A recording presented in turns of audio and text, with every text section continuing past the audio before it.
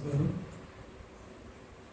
వారికి ముందుగా boss forms 750 forms ఇవాళ ఇవ్వడం కుటుంబాలు రాష్ట్రంలో ఏ సంఘం కూడా ఇంకా వేదిక మీద 700 ఫార్మ్స్ ఫిల్అప్ చేసి ఇచ్చిన దాఖలాలు వారికి ముఖ్యంగా ప్రత్యేకంగా అదేవిధంగా సన్మాన గ్రహీత రామకృష్ణ గారు, మనయుడు శ్రీనివాస్ గారు, ఆశీర్వాద్ గారు, జోషి గారు, టైగర్ జగన్మోహన్ శర్మ గారు, దేశాయ్ గారు, వేదిక ముందు కూడా చాలా మంది పెద్దలు వాళ్ళందరికీ కూడా నాకు నమస్కారం. ఈ భాష అనే సంస్థని తయారు చేయాలని చెప్పి 30-40 సంఘాల వాళ్ళు ఒకసారి నా దగ్గరికి రావడం జరిగింది. నా దగ్గరకు వచ్చి ఉండాలి అని అంటే మరి చాలా సంఘాలు ఉన్నట్టు నాకు తెలుసు, నాకు ఏ సంఘంతో సంబంధం లేదు అన్నప్పుడు జగన్మోహన్ శర్మ గారు, మునిపల్లి శ్రీనివాస్ గారు, మీరు ఫస్ట్ మీరు ఉండండి, మీ వెనక మేము ఉంటాం అని ధైర్యం ఇవ్వటం, దాని తర్వాత 150 సంఘాలు రిటర్న్ ఇవ్వటం, మరి ముందరికి రావడం జరిగింది. భాష లక్ష్యాలు కూడా చాలా క్లియర్గా ఉంది. ఫస్ట్ లక్ష్యం గ్రామంలో ఐక్యత, అది ఫస్ట్ లక్ష్యం. ఇంకోటి పరాభవన సంవత్సరం అందరికీ శుభాకాంక్షలు తెలియజేస్తూ, ఈ పరాభవనామ సంవత్సరంలో బ్రాహ్మణులను ఎవరు పరాభవిస్తారో వాళ్ళకి పరాభవనామ సంవత్సరం. మనలో కూడా కొంతమంది ఇందులో ఉన్నారు. నాకు ఈ సంఘాల్లో తిరిగిన తర్వాత ఎవరు మంచి ఎవరు చెడు,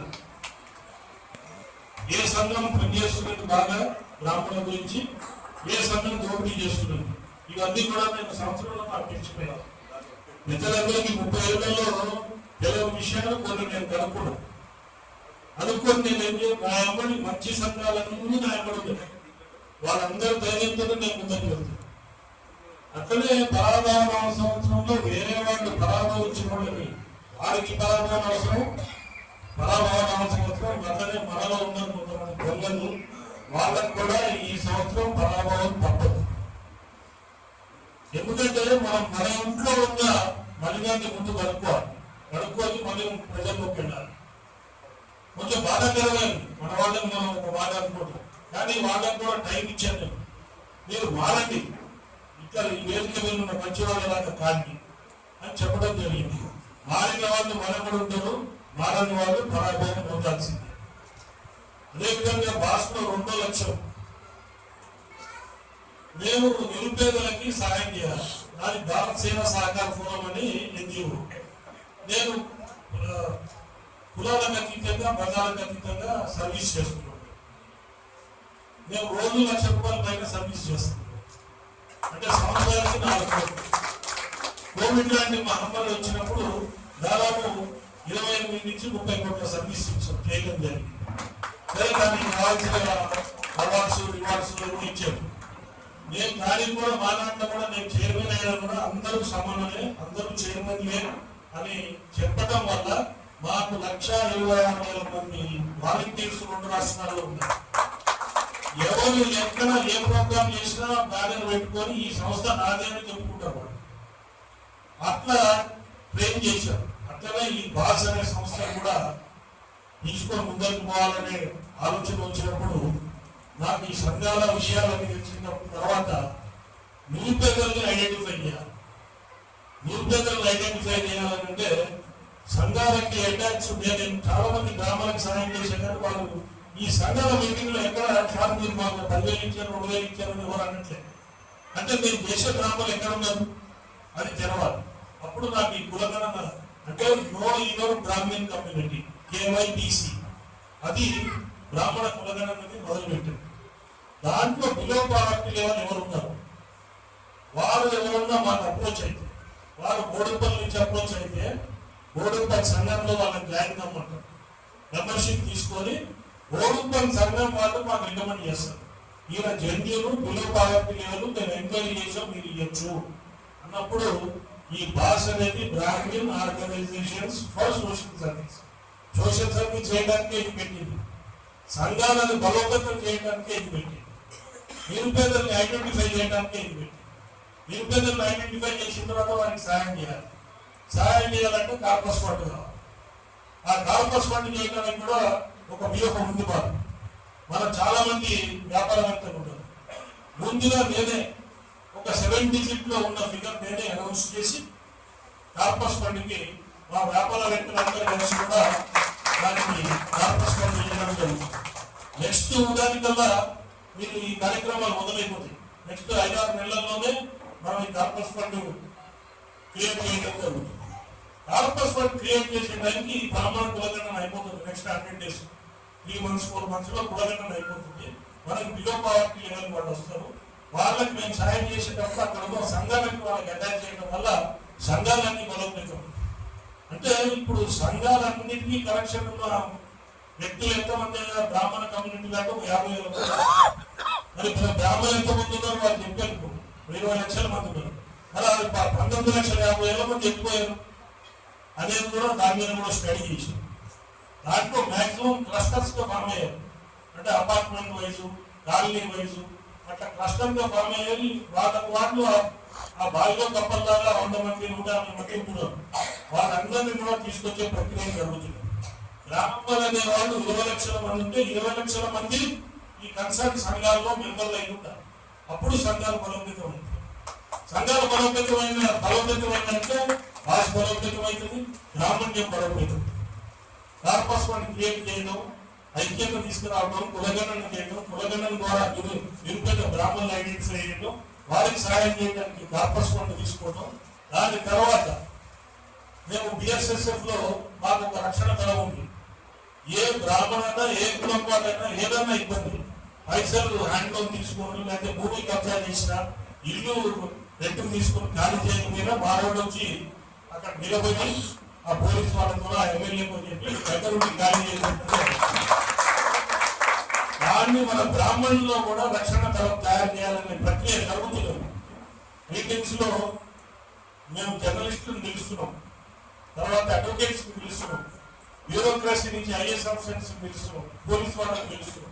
వీళ్ళ మీటింగ్స్ ఉంటాయి. మీటింగ్స్ ఉంటే మన బ్రాహ్మణులు చాలా మంది అడ్వకేట్స్, చాలా మంది జర్నలిస్టులు, చాలా మంది ఐఏఎస్ ఐపీఎస్ ఉన్నారు, చాలా మంది పోలీసులు ఉంటారు. వాళ్ళందరినీ పిలిచి మీరు బ్రాహ్మణులకి రక్షణ దళంగా ఎవరికి ఇంట్రెస్ట్ ఉందో అడిగి వాళ్ళందరినీ కలిపి ఒక రక్షణ దళం తయారు చేయాలి. మన ముందు హైదరాబాద్లో చేసి తర్వాత జిల్లాలో చేసి మనల్ని మనం కాపాడుకోవటానికి. అంటే మనం ఏం కత్తులు పెట్టుకొని పోయి మనం కొట్టాల్సిన అవసరం లేదు. ఎవరైనా పైసలు ఇవ్వాలంటే ఎదురుగా పోయి ఒక 50 మంది నిలబడితే వాడు ఇచ్చేస్తాం. మేము బిఎస్ఎస్ఎఫ్ లో ఒక వ్యాన్ తయారు చేసాం. ఇప్పుడు తీసేసాము. నల్ల కలర్ లో మార్గీయానికి బ్లాక్ కలర్ వేసాం. బ్లాక్ కలర్ వేసి దాని మీద ఈ భారత్ సేవా సహకార ఫోరం అని పెట్టి మా వాళ్ళు ఎవరైనా పైసలు ఇవ్వాలంటే వాళ్ళ ఇంటి ముందు ఆ కళ్ళకారు పెట్టి గొడుగు పెట్టి కింద కూర్చున్నాం. ఏంటంటే రోడ్డు మీద ప్రతి ఒక్కరి పిల్లలతో 20,000 ఇవ్వాలి, 30,000 ఇవ్వాలని చెప్పారు. వాళ్ళ బాధ తట్టుకోలేక పైసలు వేయకపోయింది. సరే ఇది చూసి అందరూ క్రెడిట్ కార్డ్స్ వాళ్ళు, ఆంధ్ర బ్యాంక్ వాళ్ళు, వాళ్ళు వీళ్ళందరూ వాళ్ళ క్యాపీ కొనడం మొదలుపెట్టారు. మొదలు పెడితే పోలీసు వాళ్ళు చెప్పారు కొంచెం ఆపేయండి, వాళ్ళ ఇబ్బంది అవుతుందని. అదేవిధంగా నేను ఎందుకంటున్నా అంటే వాళ్ళ ఇంటి ముందు 50 మంది మనం నిలబడతాం. మన మహిళలు ఉంటారు అడ్వకేట్, వాళ్ళ ముందు మాట్లాడతారు. మహిళలు మాట్లాడితే ఎవరు మాట్లాడలేదు. ఎందుకంటే అందరికీ తెలిసిన విషయం ఆదిపరాశక్తి స్వరూపాలు. వాళ్ళ ముద్దలు పెట్టి మనం వెనకాల ఉంటాం. వెనకాలంటే సబ్స్క్రైబ్ ఇస్తారు. ఎవరన్నా ఏ కులం కూడా ఉంటుంది, మనవాడు కూడా ఉంటుంది. బ్రాహ్మణుల్లో కూడా చాలా మంది బ్రాహ్మణుని మోసం చేసేవాళ్ళు పెద్దలందరికీ తెలుసు. వాళ్ళందరినీ కూడా నేను క్రిటికల్ లిస్ట్ తయారు చేసి శ్రీరంబాబు గారికి ఇచ్చాను. వీళ్ళు దుర్మార్గులు బ్రాహ్మణ ఇంటి బ్రాహ్మణ్ణే మోసం చేస్తున్నారు, వీళ్ళ దగ్గర రాని ఎక్కడి చెప్పారు. మరి ఎట్లా మనోళ్ళు కదా అన్నాడు. మనోళ్ళే సార్ వాళ్ళు మారడానికి అవకాశం ఇద్దాం, మారితే మనం మనలో కలుస్తాం, మారకపోతే వేరే వెళ్ళిపోతారని చెప్పి. నిన్న కూడా శ్రీధర్ బాబు గారిని వచ్చాం. మనకి ఉన్న ఏకైక మంత్రి, ఆయనకు ఉన్న అప్లికేషన్స్ ఆయనకు ఉంటాయి. ఆయన చీఫ్ మినిస్టర్ కాదు, ఆయన ఐటీ మినిస్టర్. బ్రాహ్మణుల గురించి నిన్న హాఫ్ అన్ అవర్ వారి దగ్గర ప్రాబ్లం ఉంటే మాట్లాడాడు, వారి దగ్గర జోషి గారి ప్రాబ్లం ఉంటే మాట్లాడాడు, బలంపేట వారిని మాట్లాడాడు, ఇంకెవరు మన వలసలి ఉంటే మాట్లాడాడు. హాఫ్ అన్ అవర్ పైన టైం ఇచ్చి అందరినీ కూర్చోబెట్టి సంతోషంగా ఎందుకు మాట్లాడాడంటే బ్రాహ్మణ సంఘాలన్నీ ఐక్యమనే అనేది ఆయనకి ధైర్యం వచ్చింది కాబట్టి మాట్లాడాడు. అంతకుముందు శ్రీధర్ బాబు గారి దగ్గరికి ఒక 100 సార్లు కలిశారు మనవాళ్ళు. ఎవరు ఒక అప్లికేషన్ ఒక సంఘం పోయి అప్లికేషన్ ఇస్తే ఎవరు పనిచేయరు. ఎండోమెంట్స్ మినిస్టర్ నాతో ఉన్నది, ఎన్ని సంఘాలు ఉన్నాయండి, రోజుకు ఒక అప్లికేషన్ వస్తుంది అన్నారు. అంటే మనల్ని మనం చులకన చేసుకుంటున్నాం, మనం చులకన చేసుకోవడం, దీన్ని ప్రచారం చేయడం, ఈ క్రిటికల్ లిస్ట్ ఉన్న వాళ్ళు వాళ్ళ మనుగడ కోసం బ్రాహ్మణ్యాన్ని చులకన చేసే ప్రక్రియ మొదలుపెట్టారు. బ్రాహ్మణులు చులకన అవుతున్నారు అనేది ఒక గ్లోబల్స్ ప్రచారం లాగా చేశారు. మనం ఏం చులకన కాలేము. ఇంకా బ్రాహ్మణుడు అంటే గౌరవం ఉంది, కనబడితే కాళ్ళకి దండం పెడతారు. ఇప్పుడు ఆ మందుల సామెలను కూడా ఏదో మాట్లాడితే వాళ్ళ ఇంట్లో వాడు భార్య కూడా తిట్టే పరిస్థితి తీసుకొచ్చాము. నేనైతే తుంగతుర్తికి వచ్చి మా నది రోడ్డు మీద బట్టలు కూడా తీస్తానని చెప్పారు. చెప్పిన తర్వాత తుంగతుర్తిలో ఉన్న బ్రాహ్మణులకి ఆ గ్రూప్లో పోస్ట్ చేశాం. పోస్ట్ చేస్తే బెదిరిస్తే రాండి హైదరాబాద్కి వచ్చి ఎక్కడికి పోతారో చూస్తామని కూడా. అంటే నా ధైర్యం మీరందరూ ఉంటే ధైర్యం. బ్రాహ్మణులను కాపాడుకోవడం మన చేతుల్లోనే ఉంది. మనం అందరం యూనిటీ ఉన్నామంటే భయపడతాం. అట్లనే మనం రాజకీయంలో తగ్గిపోయాం, మనం బ్యూరోక్రసీలో తగ్గిపోయాం. ఇప్పుడు దానికోసం కూడా ఐఏఎస్ ఐపీఎస్కి ప్రిపేర్ అయ్యే వాళ్ళకి సహాయం చేయడం. ఇప్పుడు మన కార్పస్ ఫండ్ అయిన తర్వాత వాళ్ళు ఏది చదువుకుంటారంటే దానికి సపోర్ట్ చేయడం. అట్లనే ఒక బ్రాహ్మణ హాస్టల్ జిల్లాల నుంచి వచ్చిన వాళ్ళకి కట్టడం, ఇవన్నీ కూడా చాలా కార్యక్రమాలు ఉన్నాయి. నేనేమంటున్నా అంటే ఈ పదవులు కావాలని పోయి అడుక్కుంటే ఎవరు ఇయ్యరు, యాచిస్తే మీకు భిక్షం ఎవరు ఇయ్యరు. మీరు శాసించే స్థాయికి పోవాలి, బ్రాహ్మణ్యం శాసించే స్థాయికి పోవాలి. పోతే వాళ్ళే మన దగ్గరికి వచ్చి మీరు ఇంతమంది ఐఏఎస్ ఆఫీసర్లకు పిల్లలు ఉన్నారు, రాజకీయ ఇంట్రెస్ట్ ఉన్న వాళ్ళు ఉన్నారు, మీరు అందరూ యూనిటీ ఉన్నారు, ఇక్కడ ఓడపల్లో దాదాపు 10,000 మంది బ్రాహ్మణులు ఉన్నారు, మేము ఒక కార్పొరేటర్ టికెట్ ఇస్తామని వాళ్ళు అడగాలి. మనం పోయి అప్లికేషన్ పెట్టుకుంటే మనకి టికెట్లు రావు. అన్ని పార్టీల వాళ్ళు మన దగ్గరికి రావాలి. ఆ పరిస్థితి తీసుకురావడానికే ఈ భాష అనే సంస్థ తయారైంది. ఇదే విధంగా బ్యూరోక్రసీని అన్ని విధాలుగా జర్నలిజంలో పిల్లలు చాలా యాక్టివ్ ఉన్నారు. మొన్న నేనేమన్నా అంటే నేను ఒక బ్రాహ్మణ సంఘాల సభ పెట్టి ఒక సర్వేని పంపించాను. ఏంటి ఏజ్ గ్రూప్ ఎంత ఉంది, ఒకటి యావరేజ్ ఏజ్ గ్రూప్ చేయమంటే యావరేజ్ ఏజ్ గ్రూప్ 59 ఏళ్ళు వచ్చింది. ఇవాళ కూడా మనం సభలో చూస్తే 18 నుంచి 40 ఏళ్ళు ఉన్న వాళ్ళు వెతకాల్సి వస్తుంది. 18 నుంచి 40 ఏళ్ళు ఉండేవాళ్ళు. నేను అందుకే యువ సమ్మేళనం ఒకటి ఉన్న ప్రిపరేటరీ మీటింగ్ పెట్టాను. 60 మంది యువకులు 18 నుంచి 40 ఏళ్ళ వాళ్ళు వచ్చారు. మేము 10 మంది ఉన్నాం ఆ రోజు. ఆ యువకుల్లో మోర్ దాన్ 50% అమ్మాయిలు వచ్చారు. బ్రహ్మాండంగా మాట్లాడుతున్నారు. ఫోరెన్సిక్ లో ఉన్న వాళ్ళు ఉన్నారు, మంచి ఫీల్డ్స్ లో ఉన్నారు. ఇది ఏమంటే దాస్ రేపు ఫ్యూచర్ లో యువకుల్ని మళ్ళీ 300 మందితో ఒక మీటింగ్, తర్వాత 1500 మంది యువకులతో ఒక మీటింగ్ పెట్టి ఈ బాస్ బాధ్యతలన్నీ కూడా యువకుల చేతుల్లో పెడతాం. అట్లనే సంఘాలందరినీ కూడా నేను రిక్వెస్ట్ ఏమని చేస్తున్నా అంటే సంఘాలలో కూడా యువతని తిప్పండి. అంటే వాళ్ళకి చెప్పండి, వాళ్ళకి ఉద్యోగాలు ఇప్పించడం కానీ ఎంటర్ప్రీనర్షిప్ కానీ కమ్యూనిటీ ప్రొటెక్షన్ కూడా నేర్పియాలి. లేకపోతే మన తర్వాత ఎట్లా వారి గురించే మనం కష్టపడుతున్నప్పుడు వారు ముందరికి రావాల్సిన అవసరం ఉన్నది అనేది మేము వారికి కౌన్సిలింగ్ ఇవ్వడం జరుగుతుంది. యువకులు ముందరికి వచ్చిన తర్వాత ఇప్పుడు రోడ్డు మీద పోదాము, మన ఏడో ఎమ్మెల్యే మాట్లాడేయడం అంటారు. మనం వెళ్తాం, మనం 500-600 మంది వెళ్తాం. 50 ఏళ్ళు చూస్తారు పోలీసులు. 50 ఏళ్ళు చూస్తే 60 ఏళ్ళు ఉన్నాయనుకోండి, ముఖ్య కోచం కూడా వాళ్ళిస్తారు. అదే 80 to 40 యువకులు ఉంటే భయపడతారు పోలీసులు. మనము ఉండాలి, 88 అనుకుంటారు, కానీ 50% పైన యువకులు రావాలి. యువకులు వస్తే పోలీసులు భయపడతారు. చెలో అసెంబ్లీ అంటే గవర్నమెంట్ గదగదలాడుతుంది. అప్పుడు కానీ మనం ఫీల్డ్కి వెళ్ళి ప్రొటెస్టులు చేయాల్సిన పరిస్థితి ఉంటుంది. అట్లనే గవర్నమెంట్ లో ఉన్న మన లీడర్స్ మనం కాపాడుకోవాలి, అపోజిషన్ లో ఉన్న మన రాజ్యాంగంలో గారిని కాపాడుకోవాలి, మన వాళ్ళని మనం గౌరవించుకోవాలి. ఏం చేశాడు, ఏ ప్రచారం ఇది, వాళ్ళ స్థాయిలో ఎంత ఉంటే అంత చేస్తారు. ఊరికే మన వాళ్ళని మనం కించపరుచుకుంటూ ఇవాళ ఒక ఛానల్లో మన బ్రాహ్మణ నాయకుడు శ్రీధర్బాబు గారిని చెప్తున్నాడు. శ్రీధర్బాబు గారు ఏం చేస్తారండి, సీఎం ఉంటే డెఫినెట్ గా అనొచ్చు. ఆయన ఒక మినిస్టర్, ప్రతిదానికి ఆయన కొన్ని లిమిట్స్ ఉంటాయి, మనం అర్థం చేసుకొని ముందర పోవాలి. అట్లనే రామచంద్రరావు గారికి లిమిట్స్ ఉంటాయి. బీజేపీ రాష్ట్రం వారిని కూడా మనం కాపాడుకుంటూ ఉన్నాం. కొద్దిపాటి నాయకులే మనకు ఉన్నారు, వాళ్ళని కాపాడుకోవాలి. ఇది మనందరం నెగిటివ్ టాక్ అనేది తగ్గించుకుంటూ ముందరికి పోయి బ్రాహ్మణ సంఘాన్ని బలోపేతం చేస్తేనే భాష అనేది బ్రాహ్మణ సంఘాల సమాహారం. బ్రాహ్మణ సంఘాల బలోపేతం అయితే భాష బలోపేతం. రక్షణ దళాలు పెట్టి బ్రాహ్మణ్ణి కాపాడాలి. ఇది మనం చేయాల్సిన పని. తర్వాత బ్రాహ్మణులు చరిత్ర మీ అందరికీ తెలవాలి.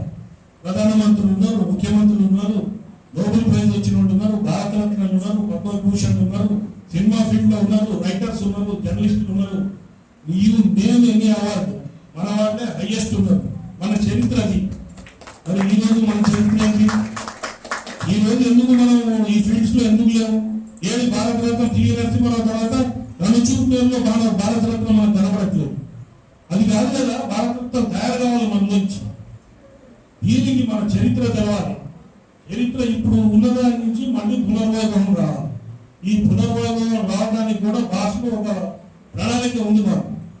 మేము ఒక యాత్ర, ఈ యువజన సమ్మేళనము, మహిళా సదస్సు ఇవన్నీ అయ్యి కార్పస్ ఫండ్ పెట్టి మనం నిరుపేదలను కాపాడిన తర్వాత ఒక బ్రాహ్మణ పునర్వైభవ యాత్ర మేము చేయాలనుకుంటున్నాం.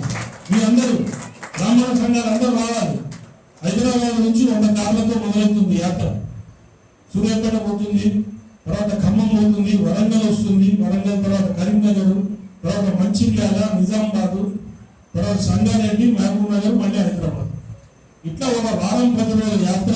దాని మీద డిస్కషన్స్ అవుతున్నాయి. ఆ భాష అనేది నిరంతరం పనిచేస్తున్నది. బ్రాహ్మణ్యానికి గౌరవం, పునర్వైభవం తీసుకురావాలి.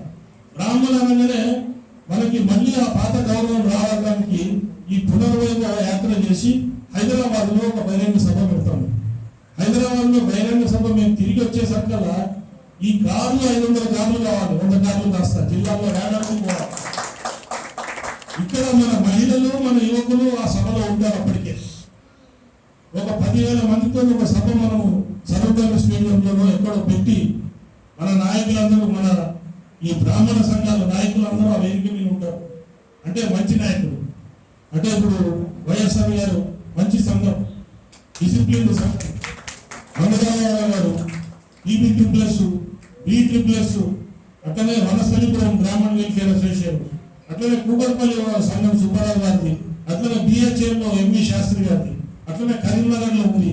ఇట్లాంటి సంఘాలన్నీ కూడా ఆ రోజు మంచి సంఘాలన్నీ మన వెంబడి ఉంటాయి.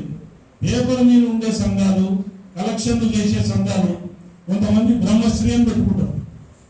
బ్రహ్మశ్రీ అంటే ఏంటి? బ్రహ్మశ్రీ అంటే వారు బ్రహ్మశ్రీ మనకి అలాంటి లేదు. అదే నువ్వు స్వామీజీల పేర్ల అడ్డం పెట్టి నేను మనకి చెప్తున్నాను వేదిక నుంచే. శృంగేరి స్వామి గారి పూర్వాశ్రమంలో తండ్రి గారు కరీంనగర్లో ఒక సన్మాన కార్యక్రమం ఆయనకు జరిగితే నన్ను కూడా ఇన్వైట్ చేశారు. వారు మా ఫాదర్ కి, వారి తాతగారి దగ్గర నుంచి పూర్వాశ్రమంలో మాకు మంచి రిలేషన్స్ ఉన్నాయి. ఆయన అన్నారు ఆ రోజు సభలో, శృంగేరి స్వామి గారి పూర్వాశ్రమంలో తండ్రి గారు, తిరుపతి వేద పాఠశాల ప్రిన్సిపాల్, వారు ఏమన్నారంటే మా ఫాదర్ కి NT Rama Rao best engineer award ఇచ్చాడు. మా ఫాదర్ కి 6,000 కోట్ల వర్క్స్ ఆయన హయాంలో జరిగినాయి. ఆయన ₹1 ముట్టుకోలేదు. ఎన్టీ రామారావు ప్రజా దర్బార్లో బెస్ట్ ఇంజనీర్ అవార్డు ఇచ్చాడు. ఆయన అన్నారు ఆ రోజు శృంగేరి స్వామి గారి తండ్రి గారు ఏమన్నారంటే వారి ఫాదర్ ఏమో ఆనకట్టలు కట్టారు, వారి కొడుకేమో బ్రాహ్మణ్యానికి ఆనకట్టలు జరుగుతున్నారని చెప్పి వారు చెప్పడం లేదు. చాలా గర్వంగా అనిపించింది. మా తండ్రి గారికి ఆ రెస్పెక్ట్ ఉంది అనేది. అట్లాంటి స్వామి గారి దగ్గర కూడా కింద ఉండే 4 బంగారు కంకణాలు పెట్టడం, వారి బొమ్మలు వేసుకోవడం, వారికి సమానంగా మన బొమ్మలు వేసుకోవడం, స్వామివారికి జగద్గురులకి సమానంగా మన ఫోటోలా ఇవన్నీ వేసి పైసలు వసూలు చేయడం చాలా ఉన్నాయి కార్యక్రమం. అట్లాంటివన్నీ కూడా నేను అడ్డుకుంటున్నాను. వాళ్ళందరూ నాకు రెస్పెక్ట్ ఇస్తారు. నేను చెప్పిన క్రిటికల్ లిస్ట్ ఇప్పుడు చెప్పాను కదా, ఆ 30 మంది కూడా నాకు గౌరవం ఇస్తారు. నాకు వద్దు గౌరవం, బ్రాహ్మణ్యానికి గౌరవం ఇవ్వమని చెప్పి అడుగుతున్నా. బ్రాహ్మణ్యాన్ని చులకన చేస్తూ నాకు గౌరవం ఎందుకు? నాకు గౌరవం అవసరం లేదు. నాకు అందరితో మంచి సంబంధాలు ఉంటాయి. ఈ బాస్ పెట్టిన తర్వాత క్రిటికల్ లిస్టు నన్ను కూడా తిట్టడం మొదలు పెట్టారు. నేను కూడా మోడీ గారు లాగా అనుకున్నాను. ఏంటంటే నీ ఆరోగ్య రహస్యం అంటే వీళ్ళందరూ తిని నా ఆరోగ్యం గట్టిగా అయింది. అందుకనే అది కూడా ఉండాలి. నెగిటివ్ సైడ్ కూడా ఉంటేనే, చిన్న గీత ఉంటేనే పెద్ద గీతకు వాల్యూ తెలుస్తుంది. అందుకనే ఆ చిన్న గీత అక్కడనే మిగిలిపోతుంది. ఈ అందరూ కూడా పెద్దలు వేదికలు అంత పెద్ద గీతలు అందరూ ఒకటైతారు. మీరు స్వామివారికి కూడా ఇన్ఫర్మేషన్ ఇవ్వాలి. గురువు గారు ఇట్లాంటి దుర్మార్గుల్ని పేరు చెప్పుకొని పైసలు సంపాదించుకొని బ్రాహ్మణ్యాన్ని చూడడం చేసే వాళ్ళని అడ్డుకోవాలి. మనందరం కూడా అడ్డుకొని వాళ్ళు మారడానికి అవకాశం ఉంటాం. మారితే మనతో కలిసి ఉంటారు, మారకపోతే బయట ఉంటారు. ఇవన్నీ చేయాలి. ఇవన్నీ తీసుకుంటానికి బాస్గా నాకు నేను అందరితో తీసుకుంటున్నా. వాళ్ళకు శత్రుత్వం తీసుకోవడానికి నాకేం భయం లేదు. పేర్లు చెప్పమన్నా కూడా ఓపెన్గా చెప్తాను. నేను నాకేం భయం లేదు. వాళ్ళతో ఇది అందరిలో రావాలి. వాళ్ళతో చూసినప్పుడు చెప్పలేకపోకుండా భయపడుతూ ఉంటే మన బ్రాహ్మణ్యం ముందు పోదు. మనం పరశురాముడు అంశం ఉంది మనలో. నేను మన అన్న లోకా సమస్త సుఖిలో భవంతం తమ్ముడు అక్కడ ఏమన్నారు? ఆ వేదిక మీద శతమానం పోతున్నారు దీర్ఘాయుష్మత్ భావ అంటాడు. వాడికి ఏమో బూతులు వినబడ్డాయి. నేను అన్నా నేను లోకా సమస్త సుఖిలో భవంతో అంటాం, కానీ ఒకవేళ వ్యతిరేకంగా వస్తే మాలో పరశురాముడు అంశం వస్తుంది. బయటికి వస్తే మాత్రం పరశురాముడు 19 సార్లు ఏం చేశాడు అదే పెద్ద కూడా చెప్పాడు. సో బ్రాహ్మణులు ధైర్యం తెచ్చుకోవాలి. మీకు ఏ ఇబ్బంది వచ్చినా మేము ఉన్నాం. వాణిదేవి గారు మాట్లాడితే నిన్న కౌన్సిల్లో మాట్లాడారు. చాలా గట్టిగా మాట్లాడారు. మరంపేటలో సభలో నేను చెప్పాను, రిప్రజెంటేషన్ ఇచ్చాను. మీరు మాట్లాడాలి మేడం, మీకు అధికారం ఉంది. మాట్లాడితే వాళ్ళ బిడ్డ అమెరికా నుంచి ఫోన్ చేసి ఎందుకు మాట్లాడుతున్నావు, నువ్వు ఎందుకు అనవసరంగా రిస్క్ తీసుకుంటున్నావు అని ఇక్కడ ఒక అమ్మాయి ఉంది, అమెరికాలో ఒక అమ్మాయి. నేను ఇమీడియట్గా ఫోన్ చేసి అమ్మ మీకు ఇట్లా మిమ్మల్ని ఇట్లా ముట్టుకునే పరిస్థితి ఉంటే పివి నరసింహరావు గారు అమ్మాయి మీరు మొత్తం బ్రాహ్మణులు తరలిచ్చి మీ ఇంటి దగ్గర నిలబడతారు, మీరు అస్సలు భయపడాల్సిన అవసరం లేదని చెప్పారు. అట్లనే వాణిదేవి గారి కన్నా అదే ఉంటుంది. మన బ్రాహ్మణులు సామాన్య బ్రాహ్మణుడి కన్నా కూడా మన సంఘాలు మనం అట్లనే ఉంటాం. ఇవన్నీ కూడా తొందరలో మీరు చూడబోతున్నారు. బాస్ తరఫు నుంచి ఇవన్నీ చూడబోతున్నారు. బాస్ అంటే ఇక్కడ ఎవరు బాసులు లేరు. బాసులో ఉన్నవాళ్ళు అందరూ కూడా సేవకులే. మీ బ్రాహ్మణ్యానికి సేవ చేసుకొచ్చిన సేవకులు. దయచేసి అందరూ గుర్తించి దీని ప్రచారము ఆ కులగణన తొందరగా చేస్తారని ఆశిస్తూ ఈ అవకాశం ఇచ్చిన వైఎస్ఆర్ గారికి పెద్దలందరికీ కూడా నమస్కారాలు తెలియజేస్తూ ముగిస్తున్నాను.